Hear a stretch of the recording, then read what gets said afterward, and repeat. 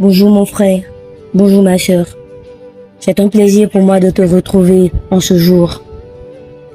Et en ce matin, j'ai un message pour toi.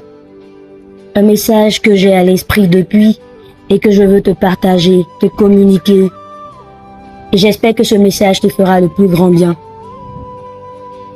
Il est de plus en plus fréquent aujourd'hui, dans notre monde actuel, de voir combien de jeunes qui sont venus à Christ et qui donnent l'impression que lorsqu'on vient à Christ, alors on doit devenir médiocre dans sa vie. Oui, nous avons des exemples de jeunes autour de nous qui étaient des surdoués, mais dès qu'ils ont rencontré le Seigneur, ils pensaient que cela voulait dire abandonne les études, abandonne ton travail, deviens médiocre dans ce que tu fais et suis Jésus. Mon frère, ma sœur, je veux te dire que c'est contraire à la Bible ce que tu fais. Cette pensée-là, elle ne vient pas de Christ. Lorsque nous parcourons les Saintes Écritures et que nous sommes aidés par le Saint-Esprit qui nous révèle ce que Christ a fait, nous voyons combien de fois Christ était un bâtisseur. Christ était un leader. Christ avait une vision. Christ a marqué sa génération. Et aujourd'hui, lorsque nous regardons dans les sciences, même dans les livres d'histoire et autres, nous voyons combien ce Jésus est connu, même par les athées. On utilise même des dates et des faits en utilisant le nom de Jésus, en disant avant Jésus-Christ, pour montrer à quel point cet homme-là a bouleversé le monde et qu'il continue de le faire. Alors toi, mon frère, alors toi, ma sœur, où est passée ton intelligence? Ou veux-tu me dire que depuis que tu es venu au Seigneur, ton intelligence a diminué ou ta créativité a diminué? Non, arrêtons, ben voyons. Voyons ce que la Bible nous dit dans Jean 14, verset 12. Jésus disait, « Oui, je vous le déclare, c'est la vérité. Celui qui croit en moi fera aussi les œuvres que je fais. Il en fera même de plus grandes parce que je vais auprès du Père. » Oui, la pensée de Christ, lorsqu'il allait vers le Père, c'était de voir combien de fois nous pourrions être le sel et la lumière du monde.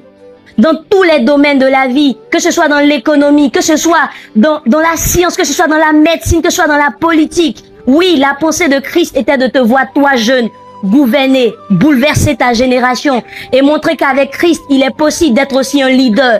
Il est possible d'être religieux et d'être une personne qui influence sa génération. Regarde un peu ce que nous montre la science. De grands chercheurs étaient aussi chrétiens. Voyons Blaise Pascal, il a découvert, il a créé le baromètre. On prend Louis Pasteur, il a découvert la loi de la biogénèse. Charles Babbage, il a découvert la machine à calculer. Michael Faraday, il a créé le générateur électrique. Prenons Isaac Newton, il a créé la loi de gravité. Prenons Louis Pasteur, encore la pasteurisation. Joseph Lister, l'anesthésie. Il y a tellement d'exemples que je ne finirai de te citer. Frère, venir à Christ marque la perfection dans tout ce que nous faisons. Parce que notre esprit est renouvelé, est régénéré. Et bien évidemment, nous avons en nous un bagage excellent. Nous sommes alors à l'image et à la ressemblance de Christ. Regardons ce que Christ a fait. Regardons ce que Christ a fait. Et voyons à quel modèle nous devons ressembler. Être chrétien, c'est la plus belle chose qui peut arriver à un être humain. Allez, passe une très bonne journée. Et je veux te dire et t'encourager, à toi qui es un chrétien et un bosseur, dans ton entreprise, dans ton travail, dans tes études, sache que tu marques ta génération. Certains ne te le diront sûrement pas, mais sache que tu les influences et ta vie est déjà une évangélisation. Et à toi qui baigne dans la médiocrité, sache que tu ne ressembles pas à Christ. Car Christ était excellent à tout point. Christ a manifesté l'intelligence à certains niveaux. Christ a manifesté la sagesse dans certaines situations. Christ a manifesté la puissance. Il a montré qu'il craignait l'Éternel. Il a démontré toutes ces choses-là, oui.